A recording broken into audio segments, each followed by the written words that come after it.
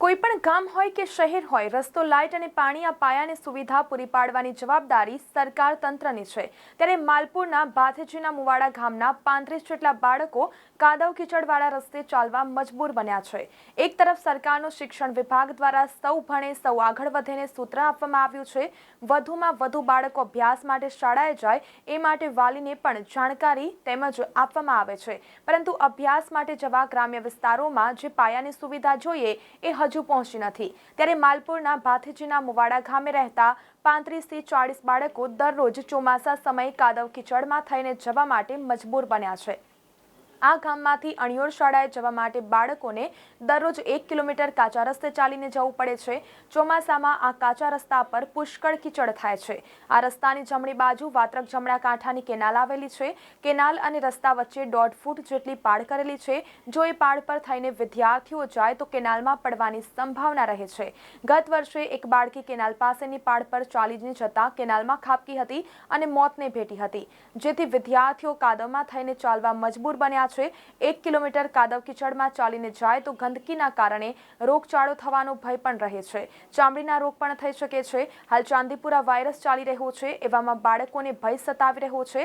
આવતીકાલનું ભવિષ્ય ખૂબ જ ચિંતામાં છે। ત્યારે ભાથેજીના મુવાડા ગામે પાકો રસ્તો બને એવી માંગ છે। ગામમાં પાકો રસ્તો ના હોવાના કારણે ગ્રામજનોએ જિલ્લા કલેક્ટરને આવેદનપત્ર પણ આપ્યું હતું। જિલ્લા કલેક્ટરે સિંચાઈ વિભાગને તાત્કાલિક કામગીરી શરૂ કરવા જાણ પણ કરી હતી, તેમજ સિંચાઈ વિભાગ દ્વારા કોઈ કામગીરી કરાઈ નથી।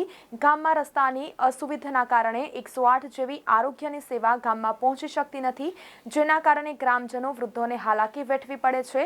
આમ ભાથેજીના મુવાડાથી અણિયોડ તરફ પાકો રોડ બનાવવાની માંગ કરી છે। અહીંયા અમારે કેનાલે બહુ પાણી આવે છે, અમે કાદર કિચડમાં કેમ કરીને જઈએ? કેનાલ ઉપર થઈને જઈએ તો કેનાલમાં પાણી છે। અહીંયા તો 35 બાળકો પણ જાય છે, તે કેમ કરીને શાળાએ જાય?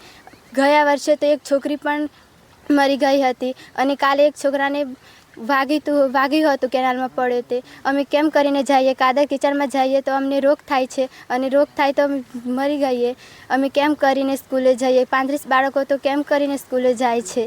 કાદર કિચડમાં અમને જવાનું નથી થતું। અમે વાત્રક જમણા કાંઠાની કેનાલ માટે માન્ય કલેક્ટર સાહેબશ્રીને લેખિતમાં રજૂઆત કરેલી। કલેક્ટર સાહેબે તાત્કાલિક સિંચાઈ વિભાગના અધિકારીઓને બોલાવી અને તાત્કાલિક નિરાકરણ માટે તેમને વાત કરેલી કે આ લોકોને સત્વરે રસ્તો કરી આપવામાં આવે, પણ સિંચાઈ વિભાગના જે કર્મચારીઓ છે તે હજુ સુધી અહીંયા તપાસમાં આવ્યા નથી। અહીંયા સ્થાનિક લોકોના ઘણા બધા પ્રશ્નો છે, આરોગ્યની સેવાઓ મળતી નથી। મોટી ઉંમરના વ્યક્તિઓ બીમાર થાય ત્યારે દવાખાને લઈ જવા ખૂબ જ ગંભીર પ્રશ્ન છે, દવાખાને જઈ શકાતા નથી। અને માટે અમારી નમ્ર વિનંતી છે કે સત્વરે આ રસ્તાનું કામ કરી આપવામાં આવે।